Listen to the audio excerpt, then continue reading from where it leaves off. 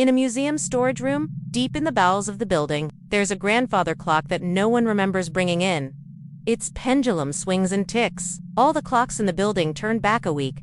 Fresh flowers on display wilt into tight buds. Candles unburn, melting wax, dripping back into their books age, their pages crumbling until they become new again. The only sound in the silent room, except for the ticking, is the occasional scream from the security guard whose post is directly outside the door. People stopped and stared at it as it ticked away the seconds, completely mesmerized by the clock. Some stood there for hours, forgetting to do their jobs, forgetting to eat, even forgetting to breathe. He shrugged, clocked out, and went to take a leak. A security camera outside the storage room captured the whole thing. It was the most bizarre thing they'd ever seen on camera. There was no record of it ever being brought in or paid for. Whoever did bring it in must have done so at a time where no one was looking. Their memories started to slip away, like sand through an hourglass. They forgot how to speak. They forgot their loved ones' names. Their bodies began to atrophy, their hair and nails growing at impossible speeds. They became unrecognizable, their minds reduced to a state of constant confusion.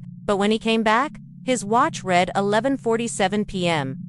And the grandfather clock chimed once, twice, 3 times. Then the hands spun violently backwards, and the guard felt his skin grow tight, his muscles shrinking, his bones realigning. Every night at midnight, the clock's hands spin wildly backwards, and for a brief moment, time itself seems to flip. One guard who had been drinking heavily on his shift forgot to punch out when his shift ended.